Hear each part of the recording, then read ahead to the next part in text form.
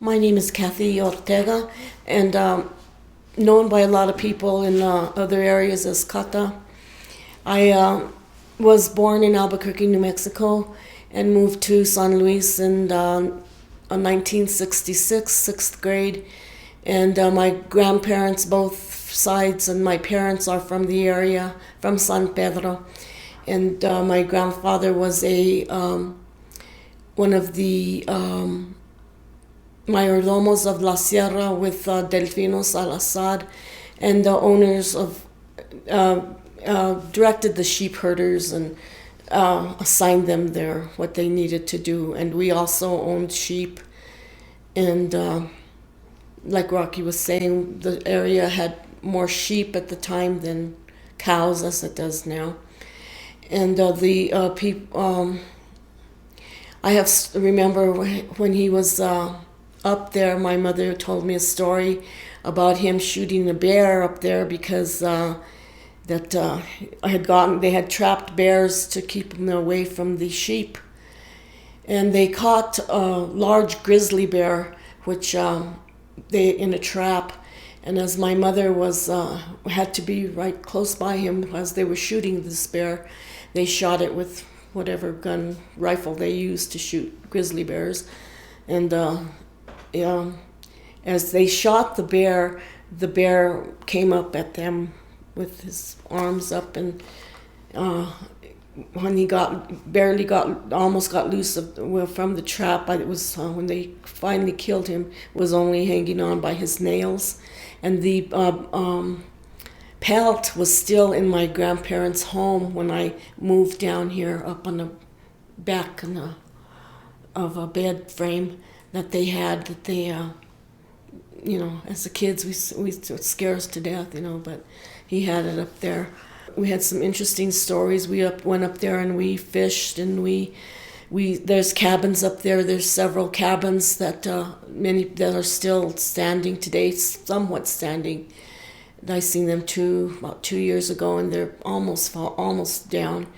But we used to go up there, and we'd stay in those cabins in the summertime when I was a little girl, and help my grandfather watch do what he had to do. We had horses, so we'd ride the horses and help them with not really help them. I was a little girl, probably, and 4 years old, 5 years old, so we'd be up there enjoying ourselves while they did their work. And it was just quite interesting and such a fun growing up in this beautiful, beautiful area that we have here, that we were allowed to use, allowed to enjoy, allowed to just be a part of the total environment of the area, and without any kind of struggle to be there. So the people that were indigenous to this area were Ute natives, and the Utes used the land as we did. Our people came in, and we did, a lot of the people, the Mexicans and the Spaniards, and did all these different things to the Utes, and the Utes were eventually routed out into, horrible things happened. But the land grant was, the Vovian land grant was written by Vovian. I don't recall in what year, but I do recall seeing the land grant itself. It was in the courthouse here in Costilla County. There are actual two of them. And it did say that the people of this area were able to utilize this land for hunting, grazing, recreation. The words were not recreation because it was written in Spanish and Old English, and all these translations came about. But it did guarantee our rights, and they were, I believe, 4 or 5 different rights that we were guaranteed. they were consequently later on taken away by Jack T. Taylor. I believe his middle initial was T. When he became violent with the people from here, and was pistol whipped several people from Chama, the men from Chama, and they were brought to the police station here in town. I was not here at the time. We moved here in '66. That happened a little bit before that, but my uncles and my dad felt the need to come here and be a part of what was going on in our community, because it was such a violation of us as a people. So we would come up, and they would be part of these somewhat demonstrations or verbal meetings, and what are we going to do, and how are we going to react to this man that is a monster, in my opinion, that he treated us. It's an emotional thing for our people. We become very emotional because it's been such a long, hard, deep road, dark road since Taylor. There was a lot of things that came about before the formation of the Land Rights Council, but we are so grateful that Ray Otero and Shirley Romero and others of us, other people that were involved in from different cities and towns in the whole state, and different people from here that were in different colleges and universities, and local people that felt the need to form an organized thing that would a group, an organization that we had found ourselves that we were all in universities. I was first at University of Colorado, and then at University of Southern Colorado in Pueblo, and we felt the need to organize ourselves. I was a member of the La Raza Unida and Corky Gonzalez in Pueblo, in Denver, Colorado, in the early '70s, and there was two women brown berets. I was one of them, and we were of the. And that was there's a lot of things we cannot divulge or talk about as far as being berets, because those we're considered the vanguard of the people. So we could not, we protected our people. We were not, there was violence happening against our people. So we did not become violent, but we were pushed, because we were pushed to points where we did not feel the need to protect our people, to maybe be around so they would not get hurt, so that something would not happen in the communities like San Luis, like Pueblo, Denver Springs, Los Angeles, San Francisco, San Antonio, different areas, the north, every direction of the United States, that would not. We were all over. Our people are all over, just as we are now. Here in San Luis, we have many people that are still active and activists, like that are involved and needed and educated, and we have goals, and we have the need, and we will. It's a situation. The land issue will not go away, because the land is Mother Earth. The land is here. It's our sustenance. The water is without land, without water, we have nothing. We are nothing. We would not be. And it's just a shame that it had to come to the point of court action, that we would have to do this to be able to be in our land, to use it, but it did come to that point.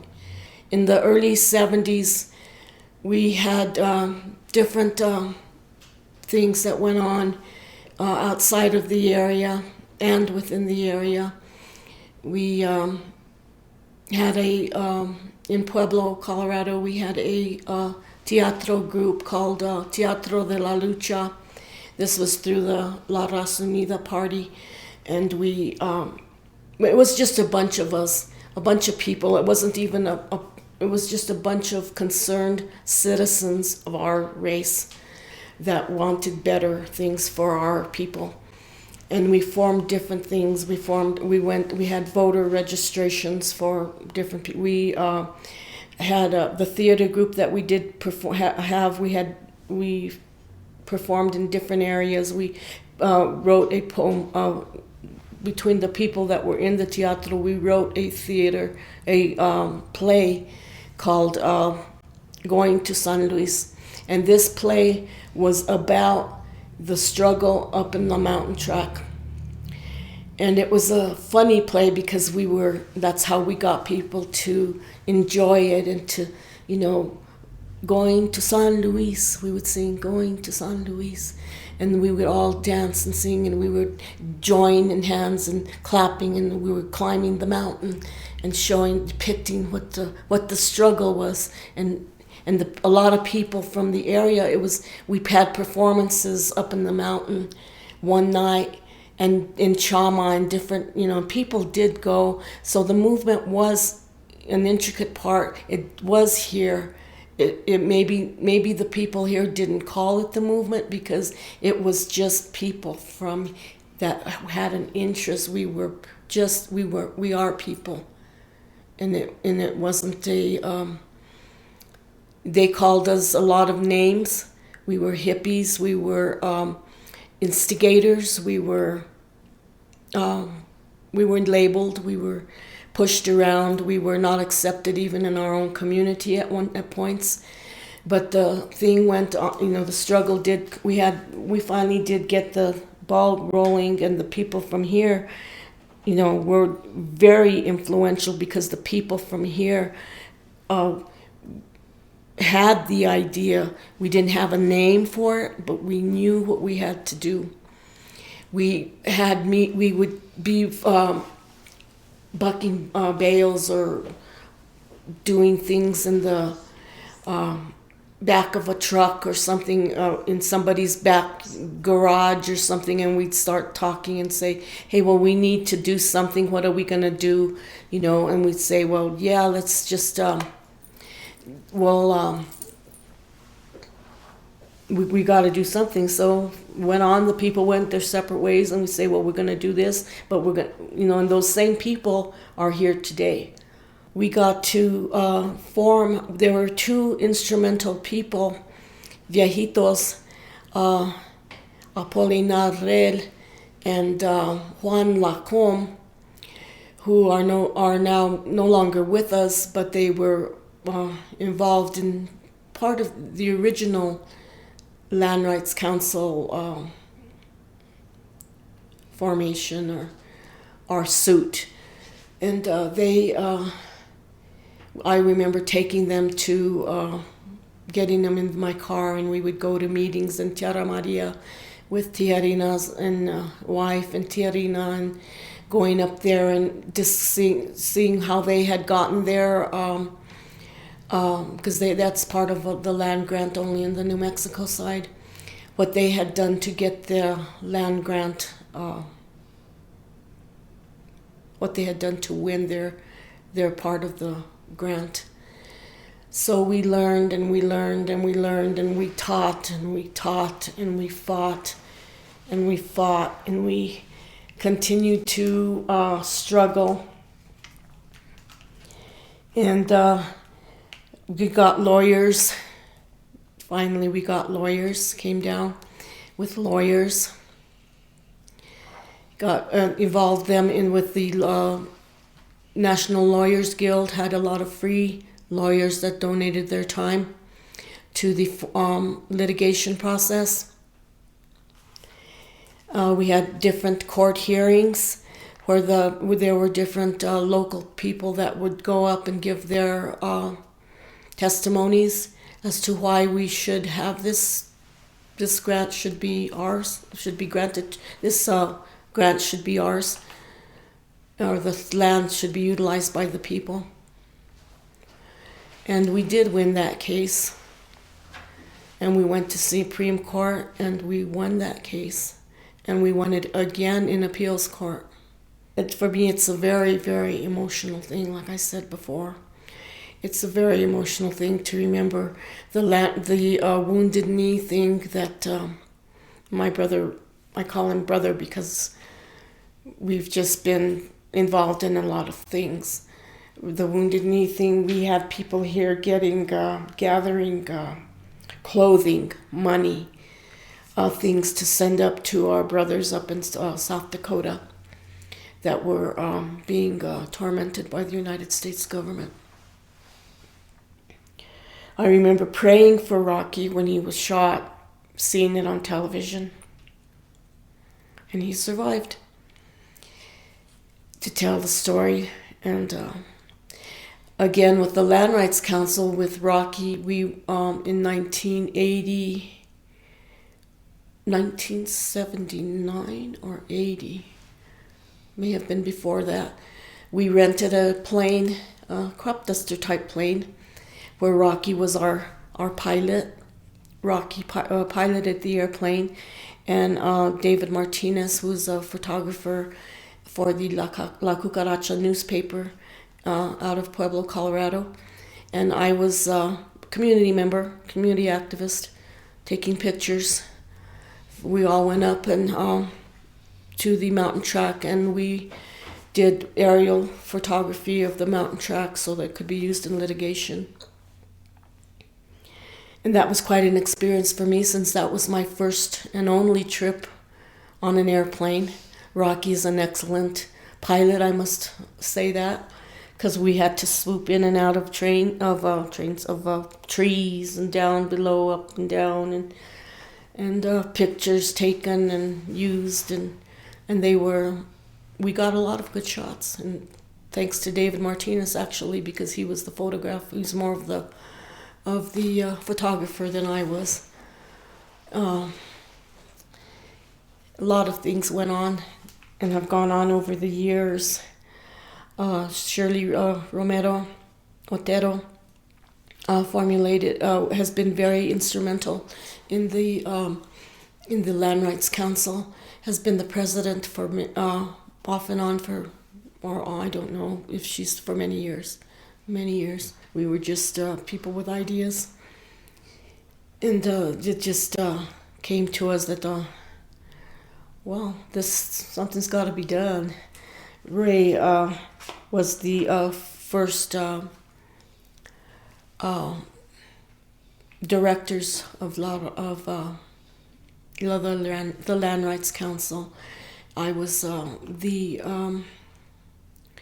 with one of the lawyer assistants, one of the assistants to the lawyer, Jeff was his first name. It wasn't Jeff Goldstein, it was another Jeff. And we researched we had our whole office up in Chama in the school. And we had law books, we had grants that we had gotten from the campaign for justice out of the Catholic Church. That's how we had gotten our first grants for the Land Rights Council. And we had our law books and everything. All our genealogy was done by several people, including Marie Stoller, Rocky Madrid, myself, Ron Sandoval, and others. We went to different houses and we interviewed people to get their genealogies. We put them on tape so that we would know who were heirs and who would be rightful heirs to the land. And just about everybody here, everybody here was an heir, because that's just the way it is. So I don't know how many interviews we did, but there were many of them. A lot of that information was lost in a fire in 1983 or something like that. There was a fire in Chama, the school burnt down, so we lost all our law books and all our research. But a lot of it had been retained in memory, and a lot of it had already been taken to other places by the lawyers and stuff, so that it was, we continued. We don't know who started that fire. We wish we did. But anyway, that part of our research was lost. A lot of times I tend to think back and wonder why the involvement, why the interest of our people to something that has been so difficult to get through. Why, and I realize it's because we know as a people that it's important. It's important. And I've written a little poem or prose, or just a writings called Errors. And you can take of it what you want. And it doesn't mean that we don't have the actual claim or that we don't think we have the claim, but it goes like this. How dare we claim a partial of Mother Earth? This is not only a ridiculous claim, but it borders on being sinful. Borders know no boundaries. If we are to be true heirs, then we must be guardians of the earth, wind, water, and wildlife. If anybody can take anything out of that, I hope you gather it and use it for good. I didn't tell a little bit about myself earlier in my education. I did go to CU for into medicine. I was pre-med and ended up with a nursing degree and later on a behavioral science degree. And that I've used that in many occasions. I retired from nursing in 1980. I retired from nursing school in 1986. Worked for 36 years and different areas, from emergency room to labor delivery and everything under the sun. Public health. Was a public health nurse here in our town for off and on 3 different times. Worked in the school nurse as a school nurse twice. So we have I think we need to educate our children and continue this struggle and continue it for. It'll never die. I'm glad that the owner of it now, who is, in my opinion, is not an owner. He's a person that ended up with it. We are the true people that it belongs to. I want to say to the children that don't forget your grandfathers, your mothers, your aunts, your uncles, your cousins, and that you are the caretakers of that land, and that you take care of it. When you go up there, you remember the struggle that your mothers and your grandmothers and your aunts and your uncles went through to get these keys for you to go up there and utilize it and take care of it. No clear cutting, please. If you take a tree, it'd be nice if you could plant one. If you litter, don't litter, please. Take your cans, take your things when you gather wood, or when you do take lumber. Just take care of our land, take care of our earth. And keep involvement with the Land Rights Council or in any way you possibly can. If you can't be a member of an organization, if there are boundaries or if there's some reason you don't feel that comfortable in that capacity, that you keep learning and you sympathize, or you do not belittle or bully anybody that comes to you and telling you this is that. That is, what's up with the land? The land is, because you're going to be asked. You're going to be asked because you're from here, because it's an issue that's ongoing. And you go out of here, a lot of people will, well, what's up with that? that land grant thing over there in San Luis. Educate yourself and become knowledgeable in what is going on and what has happened in the past and what needs to be done in the future, like the plan, the utilization plan, whatever it's called, to utilize the land at a further point. That the land management plan. the Management. the management plan, yes. Make sure that that is feasible and usable, and that the people that there are not thieves, local thieves, and that you are not part of that thieving ring, and make your opinions known, and don't be afraid to be vocal. Don't be afraid to be scrutinized for your beliefs. Yes, my name is Tommey L. Herrera. My father originally came here from Taos. My mom is from here, from Planet Sama. I'm a disabled vet. I grew up in Chama, went to school here. Not very far at all. I was kicked out of school when I was in the 7th grade. I never went back. So there's not like a whole lot to say outside of being very proud of the fact that I grew up in this area. My grandfather and his brothers raised rams. That was their trip. It was rams. Everybody else raised sheep, cattle. They raised rams. And their profit would come from renting the rams to the sheep owners for reproduction, obviously, of course. So when my grandmother would sit down and tell me that they would have a very elaborate dinner or a celebration night or a day before they were going to drive their sheep and rams off to the mountain, that was a spiritual thing. They believed in that. They had good luck because of their faith. But there were a lot of decent, honest, human, faithful, believable people. And that's the spiritual end of that mountain. Everybody has a little sacred piece that they hold for themselves, that their grandpa told them and his grandpa told him, and then they're going to tell their grandkids. That's the spiritual end of it. That's how I interpret the spiritual importance.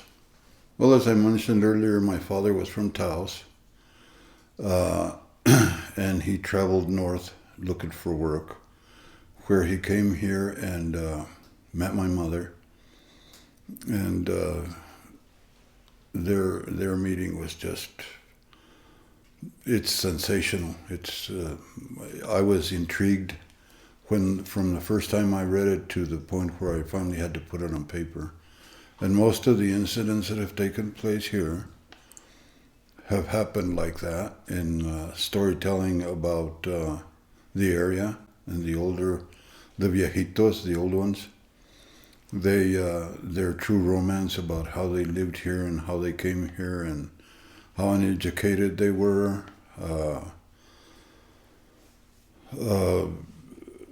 The traditional values that they held in high regard for themselves, the respect, the faith in God, because at the beginning of this whole entirety where the land was taken from the natives, the original people from here, there were several friars that came here from Europe, from Spain, Portugal, especially Spain, and they emphasized how important the cross was to the Spanish-speaking people, and they were truly faithful. They were for real. They were the real thing. They were the real players in these parts. Churches were built all over the southern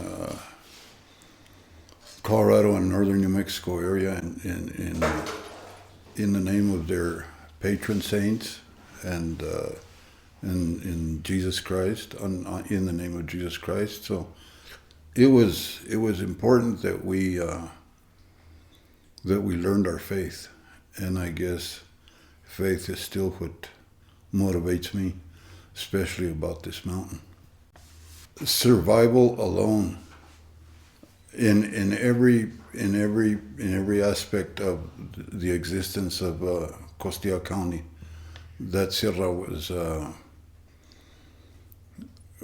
the main artery for life to exist here. That's how important it was. That's how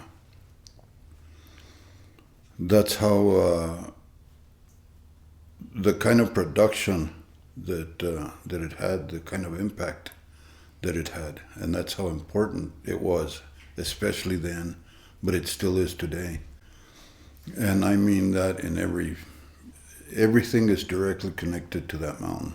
Everything that goes on here today, even for those who not notice it as much, but our life is still connected to that mountain at some point, somehow, some way. And if you live here, it's even more so then. So that's how that mountain is connected to the place and to the people of this land. Well, it's not quite as deep as it once was. There were no fences, there were no borders. The land was ours according to the way that they were taught. The treaties and the purchases of the mountains and how it went and who took care of it and how it was obtained was more meaningful, I think, to them. And that's why it was so important for them to teach it to us. But the later generations have lost contact with that, because once that place got fenced out, the importance became a thing where it thinned out to a certain degree. And it's thinning out more and more as time goes on. But the resources were everything. It was the water from the snow sheds. It was the timber from the mountains. It was the wood for fire. It was the grazing of animals. It was everything. And I'll never get tired of saying this. Everything within this area is directly connected to that mountain. Everything hinges on the mountain for us. We depended on it. It was part of our structure. It was ours. As it's been mentioned before, we didn't know that it didn't belong to us. We didn't recognize that. We didn't know that. That wasn't important. We'd go up there, have a blast, have fun, hunt, fish, at will. There are no fences. Well, you have to understand that